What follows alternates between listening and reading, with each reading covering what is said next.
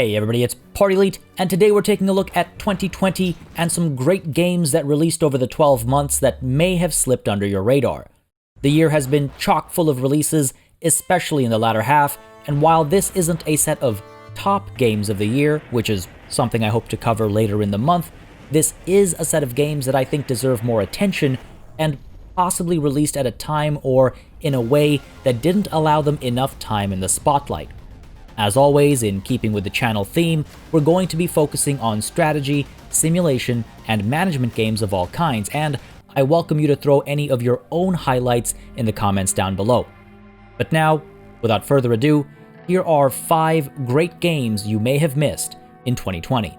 Rising Lords came out early in the year and has been getting support from the developers since its early access launch, including a very recent update just earlier this month. A medieval, turn-based 4X game, its adorable and vibrant art style belies the complexities that lie within, where you'll find yourself creating a character, building ability decks for use in battles, maintaining and managing your population and resources, all while battling for supremacy.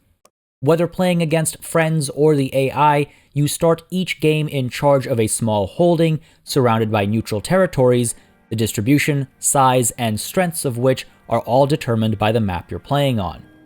Your starting territory might have access to trees, stone, ores, and a number of fields, some ready for farming or animal husbandry, while others in need of clearing, and all of these resources are worked by your population, a number that grows as you do better to manage happiness within the region by providing better rations, demanding less tax, and building appropriate buildings that generate happiness at the cost of resources and population needed to actually work said buildings.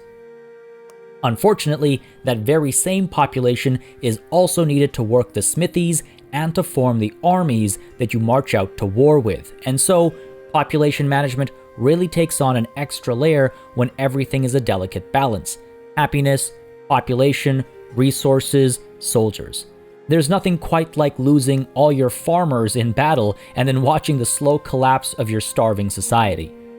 Battles are instigated by moving into the same region as an enemy, whether that's another faction or neutral, and the battles themselves are played as tactical, turn-based engagements within the turn at the campaign map level. Here you'll find yourself balancing the rock, paper, scissors nature of combat alongside various combat strengths, weaknesses, and abilities on top of the deck of cards that you've hopefully been upgrading and managing as the game progresses. The right card at the right moment can turn the tide of battle, but unfortunately for you, it can do the same for the AI as well, as it uses its own cards, often, if not always, to great effect. One of my favorite aspects of the game involves unit recruitment. As stated earlier, your soldiers come from your population, but their equipment is the direct result of what resources you've been able to procure and produce. There are interesting combinations to be found, and it adds another layer between resource gathering and unit production. Iron doesn't make swordsmen. Iron makes swords, and swords make swordsmen. So on and so forth for your light cavalry, heavy cavalry, archers, crossbowmen. It really ties these strategic and tactical layers more tightly, and it makes the units feel more valued. And as you grow your starting province and conquer more territory, you'll soon find yourself able to produce even more resources, trading between your lands to recruit across multiple holdings as you move further and further away from your well-developed starting location, facing off against a suitably aggressive AI.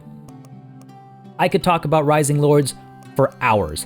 It is really quite a fun game with some unique charm that is well worth checking out. It's got some surprises up its sleeve, and as I said earlier, the developer continues to support the game actively through its early access.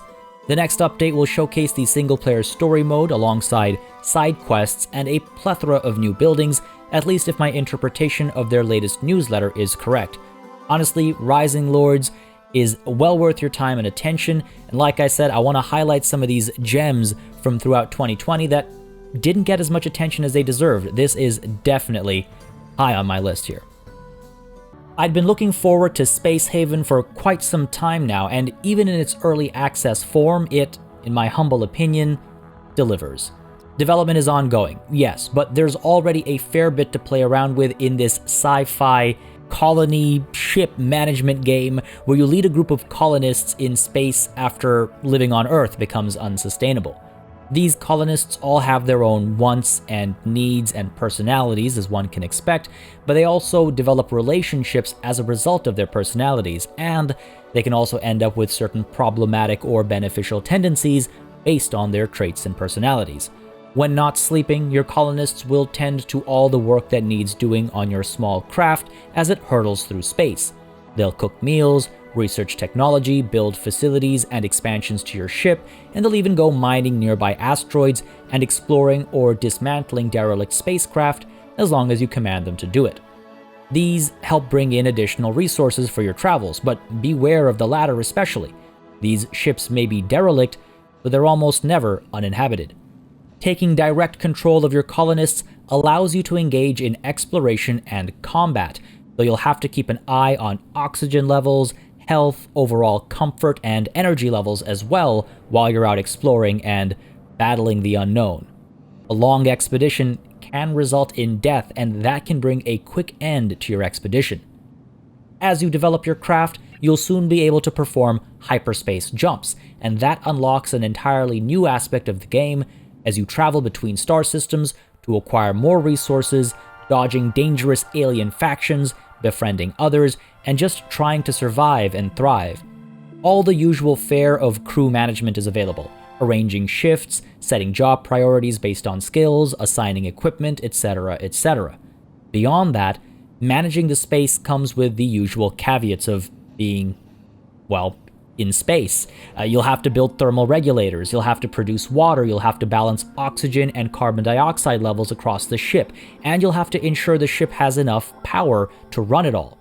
There are some FTL vibes to certain aspects of the game, especially as it pertains to greater exploration and some of the diplomatic encounters you'll have with other factions as you travel, and the harder difficulties force you to move wisely from system to system, gathering resources and using them only as needed. And I feel like I'm only scratching the surface with this explanation. You'll be taking prisoners, freeing trapped souls, floating through space who might join you, performing acts of piracy, defending yourself against slavers, tossing dangerous colonists out the airlock, venting air to put out fires. There's a lot going on in Space Haven, but rather than busy work, it all pushes the game forward in this really tense and dramatic storyline where, you might be humanity's last hope as it spirals down into potential space madness and all sorts of strange situations. This all really feels good in this aforementioned early access state already, so I can't imagine how much better and more refined it's going to get as the developers continue to work on Space Haven. Honestly, just another gem that very easily could have been missed.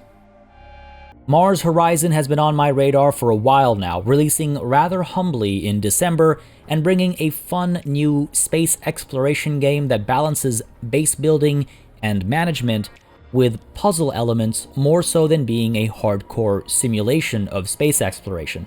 This isn't Kerbal Space Program. You won't pour hours over the radius of your payload fairings, and you won't be focused on adjusting your center of mass or delta V or tweaking your flight path to precisely hit an abandoned Kerbal hurtling through space. No.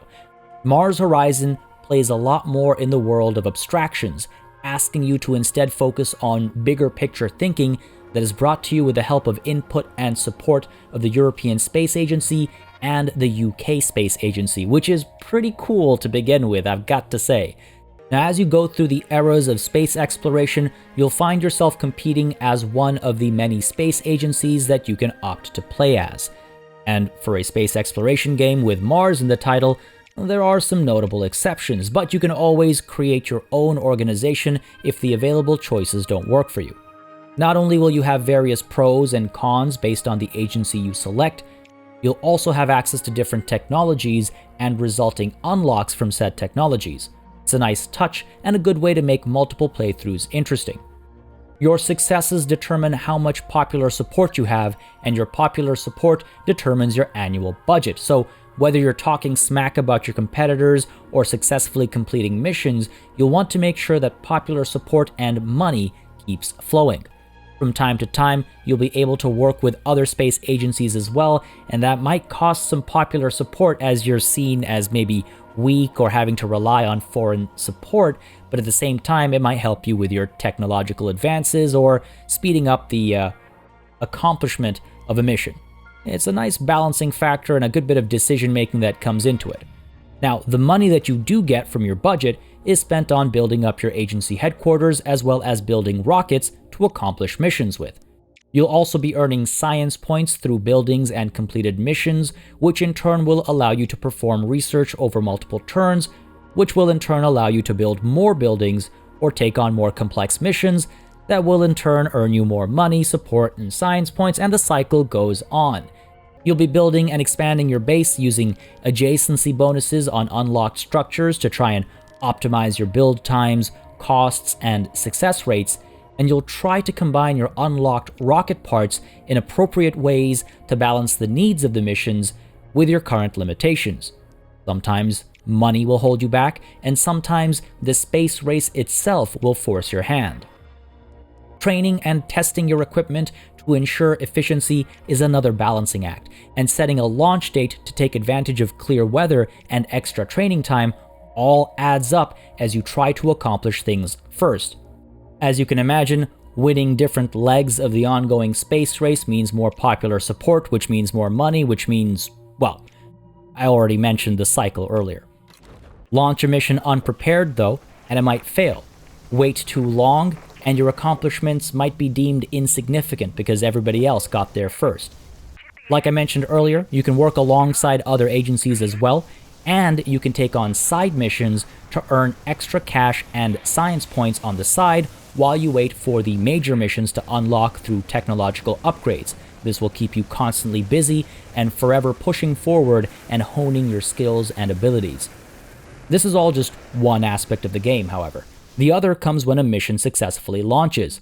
Depending on the mission type and location, you'll have to complete a series of what I'll call puzzles in order to actually succeed the mission as a whole. So part 1 is to actually get out into space, and part 2 is to accomplish the mission.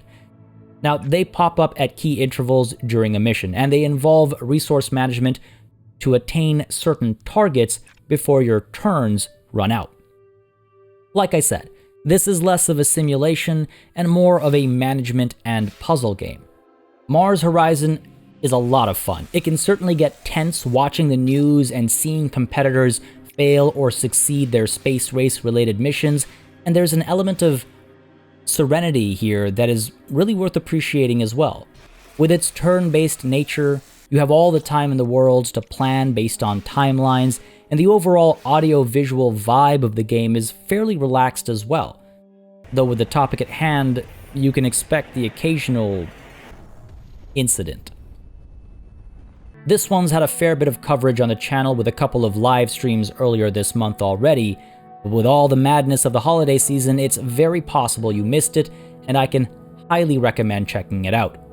Suzerain is a text-based RPG that puts you in charge of a fictional country as president. It's the 50s, and things are falling apart. The economy is in shambles, there's unrest in the streets, there's a refugee crisis, old trade partners are looking for a better deal, and your neighbors to the north are making some very aggressive moves with their military and diplomatic wings. The left wing and right wing all have their demands, and trying to keep everybody happy will likely end with you in a ditch. Managing the expectations of your cabinet and the rest of the parliament while dealing with corruption from within and without, keeping your family safe, and maintaining election promises without putting your party in danger is all in a day's work as president. Suzerain brings a constant sense of dread and tension and drama with each decision, and there's nothing quite like making the right choice only to see the media spin it negatively the next day. Every little thing you say and every moment of indecision will either come to help or hinder you on the path to greatness, and the greatness is nowhere near guaranteed. The budget needs balancing, deficits can be crippling, and all the while, superpowers on either side of you will be vying for your attention, by which I mean they'll be offering help in exchange for services or military basing rights. Suzerain is a fantastic political simulator that really makes you question all those times you said, well, if I were president, I'd make it all better.